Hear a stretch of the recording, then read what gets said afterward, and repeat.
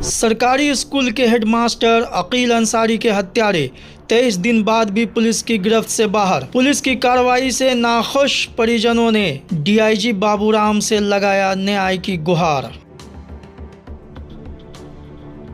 बीते वर्ष 30 दिसंबर की अहले सुबह मुगलपुरा निवासी सहसराय सत्तार खां मोहल्ला के मध्य विद्यालय के हेडमास्टर अकील अख्तर अंसारी को 4-5 अज्ञात बदमाशों ने मारपीट कर गंभीर रूप से जख्मी कर दिया था, जिसके बाद एक निजी अस्पताल में इलाज के दौरान 2 जनवरी 2024 को अकील अंसारी की मृत्यु हो गई थी। मामले में मृतक की पत्नी के फर्द बयान पर लहरियासराय थाना में अज्ञातों के विरुद्ध कांड संख्या 616/23 दर्ज कर पुलिस ने कार्रवाई शुरू की थी। आज घटना के करीब 23 दिन हो चुके हैं, लेकिन पुलिस अभी तक घटना को अंजाम देने वालों को गिरफ्तार नहीं कर सकी है। पुलिस के इस ढीले रवैये से मृतक अकील अंसारी के परिजन काफ़ी चिंतित और आक्रोशित हैं। परिजन का मानना है कि मामले में पुलिस काफ़ी सुस्ती बरत रही है, जबकि मामला हत्या जैसे संगीन अपराध का है। इसी बाबत सोमवार 22 जनवरी को मृतक के 91 वर्षीय पिता अब्दुल कलाम अंसारी द्वारा डीआईजी बाबूराम को एक आवेदन देकर पुलिस के अब तक के अनुसंधान प्रक्रिया पर सवाल उठाया है। उन्होंने डीआईजी बाबूराम से गुहार लगाते हुए मामले में उचित अनुसंधान करवाकर हत्या के दोषियों के विरुद्ध कड़ी कानूनी कार्रवाई की मांग की है। हालांकि पुलिस सूत्रों से मिली जानकारी के अनुसार सीसीटीवी कैमरे में कुछ लोगों की तस्वीर कैद मिली है, जिसकी जांच की जा रही है। जल्द ही इस घटना का खुलासा कर लिया जाएगा।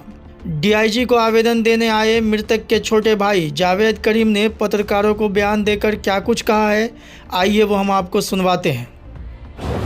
आज से 30 तारीख को दिन जो घटना हुई मेरे भाई के साथ, कुछ लोगों ने बुरी बेरहमी से मारा उनको, और सिटी हॉस्पिटल में 2 तारीख को उनका देहांत हो गया। क्या नाम?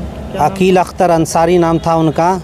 और इसमें हमने जो एफआईआर हुआ था मेरे भाभी के थ्रू हुआ था, 616 पे एफआईआर संख्या है। अभी तक जो है, जहां तक जांच का सवाल ये है कि घटनास्थल पर जो सिटी एसपी साहब एक बार गए हैं, उसके बाद से जो घटनास्थल की जो जांच होनी चाहिए थी, वो जांच के बारे में हमको कोई जानकारी नहीं है। और जो लॉज में लड़के सब लड़ रहे थे उनसे भी क्या पूछताछ हुआ इसके बारे में जानकारी नहीं है। 20 दिन हो चुका है इस मामले को गुजरे हुए। आज तो हम लोग ने एक आवेदन दिया है डीआईजी साहब को, और इससे पहले हमने थाना प्रभारी साहब और जो आईओ है उनसे ही मिला, उन लोगों से जानने की कोशिश की, तो उन्होंने आश्वासन दिया है कि जांच चल रही है, लेकिन अभी इस तक जो है हत्यारा जो भी है वो कहीं किसी तरह की गिरफ्तारी नहीं हुई है। जो मैंने शक के तौर पर, शंका के तौर पर जिन लोगों के बारे में बताया था, उनसे क्या पूछताछ हुई, उन पे क्या कार्रवाई हुई, इसके बारे में भी अभी हमको किसी तरह की जानकारी नहीं है। आपने क्या शंका जताया था? क्या आपके भाई की जो मारपीट के बाद इलाज के दौरान मौत हुई, तो आप लोगों को कुछ शक है कि किन लोगों ने ये काम को किया होगा? जो मृतक थे वो बहुत सीधे साधे व्यक्ति थे और हेडमास्टर थे। उनका किसी से कोई ताल्लुकात इस तरह का हमको नज़र नहीं आया, लेकिन उनके परिवार में जो उनके साला सबसे जो ज़मीनी विवाद चल रहा था, वो एक जानकारी में है हम लोगों के, जिसके बारे में हमने बाज़ाब्ते थाना प्रभारी साहब को और एसएसपी साहब को भी इस बारे में अवगत करवाया था। लेकिन उसके बाद जो है, उस संख्या के बाद उस लोगों पे क्या बात हुई, क्या उनसे पूछताछ हुई, इसके बारे में हम लोगों को कोई खबर नहीं है।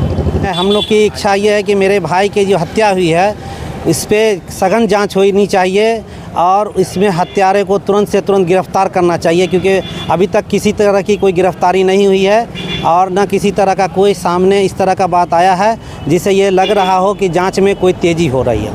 डीआईजी साहब से आप मिले, क्या आश्वासन मिला, क्या कहा उन्होंने? डीआईजी साहब ने हमको आश्वासन दिया है कि डीएसपी साहब जो यहाँ के दरभंगा जिला के हैं, उनको कहा गया है कि इस पे जो है तुरंत जो है, जो घटनास्थल है और सीसी फुटेज जितना भी है या जो मोबाइल नंबर है उसकी जांच की जाए, और तुरंत से तुरंत जो है इसका जो है जांच करके उद्भेदन किया जाए।